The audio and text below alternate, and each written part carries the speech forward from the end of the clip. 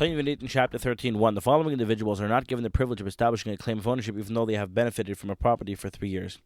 Craftsmen, sharecroppers, guardians, partners, a husband with regard to property belonging to his wife, a wife with regard to property belonging to her husband, a son with regard to property belonging to his father, and a father with regard to property belonging to his son. The rationale is that in all these instances, the owners will not be irritated if the other uses the property. Therefore, the fact that they benefited from it does not serve as a proof of ownership, even though the owner did not protest. Instead, the property should be returned to the owner, provided that they bring proof that this land was known to belong to them, and the take of has that did not sell or give away the land, as we have explained. 2. Similarly, the exilarchs of that period, a robber, a Gentile, cannot establish a claim of ownership because they benefited from a property. The rationale is that they are men of force. Similarly, a deaf mute, a mentally or emotionally unstable person, or a minor cannot establish a claim of ownership through benefiting from a property. The rationale is that they do not have a claim on which property could be awarded to them. Instead, the property should be returned to its owners. Conversely, if a person manifests ownership over his property for 3 years, the fact that he benefited from the property is not considered proof of ownership. 3. What is meant by the statement that they are not given the privilege of establishing a claim of ownership over property? Reuben benefited from a field originally belonging to Shimon for a sufficient number of years to establish a claim of ownership. He claims that he purchased the land. Shimon brought witnesses to testify that the property was known to belong to him. Similarly, he brought witnesses to testify that Reuben was known to be his partner, his sharecropper, or his guardian. For this reason, he claims that he did not protest. The field is returned to Shimon, provided that he takes his choice as they did not sell or give the property to Reuben. Similar laws apply with regard to the others mentioned above. Different laws apply, however, if Shimon does not bring proof that Reuven was his partner or sharecropper instead. But instead, Reuven made the submission on his own initiative, saying, "Yes, he is my partner, and he sold me the property." Since he benefited from the land for the number of years long enough to establish a claim of ownership, he could have said he was never my partner. His word is accepted like the word of other persons. 4. What is meant by the exclusion of craftsmen? If a person was building a property or repairing it for many years, he cannot establish a claim of ownership over it. If the craftsman abandoned his profession and benefited from the property for 3 years after he abandoned the profession, he can establish a claim of ownership. 5. What is meant by the exclusion of sharecroppers? For example, a person worked as a sharecropper for the father of the owner of the property or for another member of the family. Since he is the sharecropper or worked for the family, the owner would not lodge a protest against him. If, however, a person becomes a sharecropper for the first time and then benefits from the land for the length of time necessary to establish a claim of ownership, he is allowed to retain possession. We tell the owners, how did you allow him to benefit from the property year after year without issuing a protest? 6. Moreover, even when a sharecropper has worked for the family, brings other sharecroppers to work in his place, he may establish a claim of ownership. For ordinarily, there is no way a person will bring sharecroppers into a colleague's property and the latter will remain silent. If, however, he divided the land among other sharecroppers who also worked on that property, he may not establish a claim of ownership, for it is possible that the owner appointed him as the supervisor over the sharecroppers. When a sharecropper ceases working in that capacity and afterwards benefits from the produce of the land which has been working for 3 years, he establishes a claim of ownership. 7. What is meant by the exclusion of guardians? The exclusion applies whether the guardian was charged with caring for a particular field or all of an heir's properties, whether he was appointed by the court or appointed by the father of the orphans, and the orphans came of age and allowed him to remain in that capacity, or whether an adult appointed a guardian to supervise his income and expenditures. Since these persons have permission to use the property, they cannot establish a claim of ownership. If a guardian left his position and benefited from the property for 3 years after leaving, he establishes a claim of ownership. 8. What is meant by the exclusion of partners? When a person is a partner in a field that is not required to be divided, even though he alone benefits from the entire field for several years, the field is still presumed to be owned by both of the partners. If, however, it is large enough to be divided and only one of the partners benefited from it in its entirety for the years necessary to establish a claim of ownership, he establishes such a claim. For he may tell his partner, if it is true that you did not sell, give me your entire share of the field, why did I alone benefit from the entire field? Why did you remain silent and not protest for all these 3 years? Similarly, when a man who has stipulated that he waives the right to benefit from his wife's property, nevertheless derives benefit from his wife's property for the number of years necessary to establish a claim of ownership, the fact that he derived benefit is of no consequence. This applies even when while she was consecrated but not yet married, he stipulated that he would not inherit a property, and afterwards derive benefit from it, built or destroyed structures on it, doing whatever he desired. Similarly, when a woman derived benefit from her husband's property and made use of it as she desired for several years, the fact that she derived benefit is of no consequence. This applies even if her husband designated another field for her to derive her livelihood from, and she benefited from other fields. Similarly, when a son receives his livelihood at his father's house and is considered one of the members of his household, if he benefits from his father's property for the number of years necessary to establish a claim of ownership, it is of no consequence. The same law applies when the father derives benefit from the property of this son, who derives his livelihood from him for the number of years necessary to establish a claim of ownership. 9. If such a son leaves his father's household or a woman is divorced, this applies even if there is a question whether the divorce is effective, they are bound by the laws that apply to other individuals. 10. The exilarchs of the Talmudic era cannot establish a claim of ownership because they benefited from the field. The rationale is that they had authority to rule over the people. Similarly, when a person manifests ownership over property belonging to the exilarchs, even if he benefits from it for a number of years, the fact that he derived benefit is not significant. The rationale is that the exilarchs do not protest because they have the power to remove the other person from the property whenever they desire. Instead, they must take a show hesitant that they did not sell or give that person the property. Conversely, if they took possession of the property of another person, and that person says they did not sell that property, the person must take a show hesitant that he did not sell or give them the property. 11. What is meant by the exclusion of robbers? When a person is presumed to have stolen this field, or his ancestors were permitted to kill people in order to take their property, although he benefits from a field for several years, he does not establish a claim of ownership, and the field should be returned to its owners. Chapter 14. 1. If any of the individuals who are not able to establish a claim of ownership by benefiting from a property bring witnesses who testify that the owner sold them this particular field or gave it to them as a present, the testimony is accepted as substantial. There are two exceptions: a robber and a husband with regard to his wife's property. With regard to which property were the above statements made? With regard to Nichse Tzein Barzel, a field designated as payment for the money due her by virtue of her ksuba, a field belonging to her and mentioned in her ksuba, or a field that her husband has evaluated in her ksuba as a present for her. With regard to Nichse Melug, by contrast, he may bring proof as stated in Hilchos Ishus. 2. What is meant by saying that a robber cannot substantiate the sale of a property? Once it has been established that a person gained possession of a field through robbery, he cannot substantiate his possession of a field, even though he brings proof that in the presence of witnesses the owner acknowledged the fact that he sold him the field and received payment for it. For the owner can say, "We never sold the field, we acknowledge the sale only at a fear." In such an instance, we expropriate the field from the robber, and he is not given anything. If witnesses testify that the robber counted out a specific sum of money to the owner, we expropriate the field from the robber and require the owner to return the money as stated in Hilchos Gezela. In a totally unrelated subject, if people steal and they are illegal citizens, that is probably very good grounds to deport them. Just saying. 3. The following rules apply when the son of a craftsman, the son of a sharecropper, the son of a guardian benefits from a field for the number of years necessary to establish a claim of ownership. If these individuals claim that the owner sold the property to them or gave it to them as a present, their claim is established. If whoever they claim the property is an inheritance that they received from their father who benefited from it for the number of years necessary to establish a claim of ownership, their claim is not accepted. If they bring witnesses who testify that the owner acknowledged to their father that he sold or gave it to them, they are allowed to retain possession of the land. For although the son of a robber brings proof that the owner acknowledged to their father that he sold the property to him, it is of no consequence, as explained above. When, however, a robber's grandson claims that he or even his father acquired a property, he can establish a claim of ownership.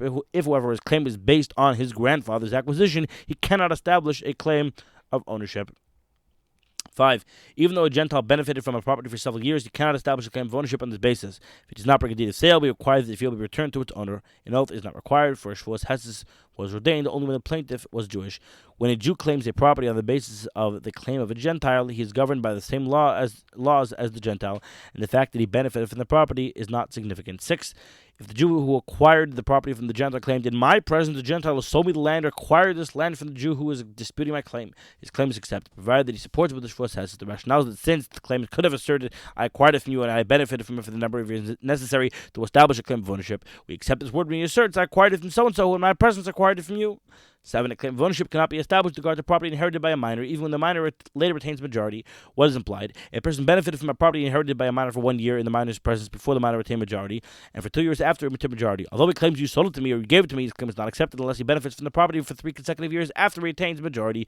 8. The following rules apply when a person obtains possession of a property belonging to a minor for many years and claims, "I'm retaining possession of it as security and I am owed this and this on its account." Since if he desired, he could have said, "I purchased it." His word is accepted, for it has not been established that the property belonged to the person's father. Hence, the person in possession may collect what he claimed from the property's increase in value. The property itself is then returned to the orphans. If, however, the property is reported to belong to the orphans, the claim of the person in possession is not accepted. The rationale is that the claim of ownership cannot be established over a property belonging to a minor.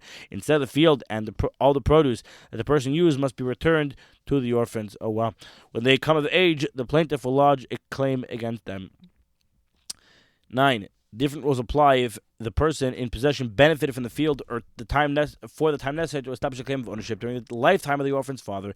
Since he could have claimed that he is the owner because he purchased it from the father, we accept his word when he claims that a debt is owed him by their father. He collects the debt from the produce of the field. Since he could say that the produce belongs to him, he is not required to take an oath concerning it. 10. When a person has to flee because of a danger to his life, for instance, the king desires to kill him, a claim of ownership cannot be established with regard to his property, even if the person in possession of it derived benefit for several years and claimed that he purchased it. The fact that he derived benefit is not significant. We do not tell the owner of the field, "Why didn't you protest?" The answer is obvious. He was concerned over his life.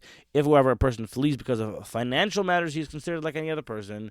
Thus, if he does not protest, a claim of ownership can be established over his property. 11. The claim of ownership can be established over the property of a married woman. What is applied? A person benefited from the land of a portion for a portion of the period necessary to establish the claim of ownership during the lifetime of the woman's husband, and for 3 years after the husband's death. If he claims you and your husband sold it to me, he is allowed to maintain possession. The rationale, since the person in possession could say, "I purchased it from you after the death of your husband," for he benefited for the amount of time necessary to establish the claim of ownership after the death of her husband. She did not protest his word, and she did not protest. His word is accepted with regard to the claimant mentioned above. If, however, he benefited from the property for several years during the lifetime of her husband, but did not benefit from it for the amount of time necessary to establish a claim of ownership after the death of her husband, he does not establish a claim of ownership. 12. Possession of property for the time necessary to establish a claim of ownership is of no consequence unless it is accompanied by a claim of acquisition. What is implied? A person benefited from the produce of a field for several years. Afterwards, the person raising the protest comes to claims, how did you acquire this field? It's mine. The person in possession responds, I don't know who the owner is. Since no one said anything to me about it, I took possession of it. This does not establish a claim of ownership, for he is not claiming that he acquired it, that it was given to him, or that he inherited it. Nevertheless, even though he does not issue such a demand, the field is not expropriated from him unless the person protesting brings witnesses that the field belongs to him. When, however, he brings witnesses, the field and all the benefit that he received from it is expropriated from the squatter. We do not open by asking the squatter, perhaps you had a deed of acquisition and you lost it. He must make such a claim on his own. If he does not make such a claim, he must return all the produce that he reaped. Similarly, when a person benefits from a field for the number of years necessary to establish a claim of ownership on the basis of the deed of sale, and that deed of sale was disqualified, the claim of ownership established is nullified. The field and all of its produce reaped must be returned to its original owners. I think some lawmakers in America need to see these laws about squatters. 13. When a person claims ownership of a field as an inheritance, he must bring proof that his father dwelled in it or used this field even for one day. Once that is accomplished, since he benefited from the field for 3 years on the basis of his father's ownership, he is allowed to retain possession. If, however, he did not bring proof that his father lived in it at all, the field and all of the produce reaped must be returned to the person lodging the protest. For if he brings witnesses to testify that the field belongs to him, the rationale is that a person in possession does not claim that the owner sold or gave him the field, and it is not known that the field belonged to his ancestors. If the person in possession brought proof that his father was seen in the field, it is of no consequence. Perhaps he went to inspect it and did not purchase it. Instead, he must bring proof that his father dwelled there for at least one day. 14. The following laws apply when a person benefited from a field for many years and the person raising the protest states, what are you doing in this field? The person in possession acknowledges the truth of the statement. He says, I know that it once belonged to you, but so-and-so sold it to me, and he purchased it from you. The person raising the protest states, so-and-so, the person who sold you the field, is a robber. Since the person in possession admitted the field belonged to him, and that he did not purchase it from him, the field and all of its produce must be returned to the person raising the protest. This applies even though the person did not bring witnesses that the field belongs to him. Similar laws apply in all analogous situations. If the person in possession brings witnesses who testify that the person who sold him the field lived in it for even one day, we told him he purchased it from you in my presence, and afterwards he sold it to me, he is allowed to retain possession, for he has a definite claim, and he has established a claim of ownership. If he desired, he could have claimed, I purchased it from you. His claim would have been accepted, for he lived in it long enough to establish a claim of ownership. Chapter 15. 1. The following rules apply when a person raises a protest regarding the ownership of a particular field and brings witnesses who testify that it was known to belong to him. The person in possession produces a deed of sale that he purchased it from the protester, and also brings witnesses who testify that he benefited from the land for enough time to establish a claim of ownership. We tell the person in possession at the outset, validate your deed of sale. If the deed of sale is validated, it is preferable, and the judgment is based on the deed of sale. If he cannot validate the deed of sale, we rely on the witnesses who testify that he has established a claim of ownership. The person in possession must take a show of hezes that he purchased it from the protester. 2. When there are differences between the testimony of the two witnesses who testify that a claim of ownership has been established. For instance, one testifies as the person in possession benefited from wheat for 3 years, and the other testifies that he benefited from barley. Their testimony is accepted, for witnesses are not concerned with these particulars. If one witness testifies that the person in possession benefited from the property in the first, third, and fifth years, and the other testifies that he benefited from the second, fourth, and sixth years, their testimonies cannot be linked together. The rationale is that neither testified concerning the year about which the other testified. Hence, the land and its produce must be returned. 3. If a person took possession of a field on the assumption that he is the heir and benefited from the field, and then it was discovered that there was another heir who shared a close connection and is fit to inherit the field, the person who took possession of the field is obligated to return all the produce he ate. That's rough. This applies whether witnesses testified to the close relative's identity or the person who first took possession of the property acknowledged it. 4. The following laws apply when two people are disputing the ownership of a field, each claiming it to be his own, but neither has proof of his claim.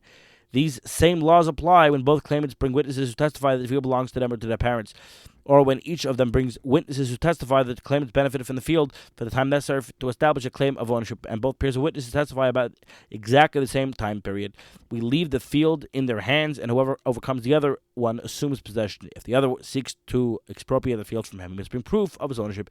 If a third party comes and seizes the property from them and takes possession of it, he is removed from it, and it is returned to the others. 5. If one claimant brings witnesses who testify that the field belonged to his ancestors, that he benefited from it for the period necessary to establish claim of ownership, and that it is in his possession, and the other brings witnesses who testify that he benefited from the period necessary to establish claim of ownership, and that is in his possession, testimonies regarding the claims of the ownership contradict each other. We grant the field to the person who produced witnesses that belong to his ancestors and give him possession of it. If the second person also brought witnesses witnesses who testified that the field belonged to his ancestors, and so this testimony also involves a contradiction. The court rescinds its initial ruling, removes the first claimant from it, and leaves it in possession of both of them. The one who overpowers the other acquires the right of ownership. 6. When both claimants say that the field belongs to their ancestors, and one brings witnesses who testify the field belonged to his ancestors, while the other brings witnesses who testify only that he benefited from the field for the period necessary to establish the claim of ownership, the field should be returned to the one who brought witnesses that it belonged to his ancestors. The other claimant must return the produce that he used. The rationale is that he did not issue a claim. Hence, his consumption of the produce does not serve as proof. For any claim of ownership that is not based on assertion against the owners is of no consequence.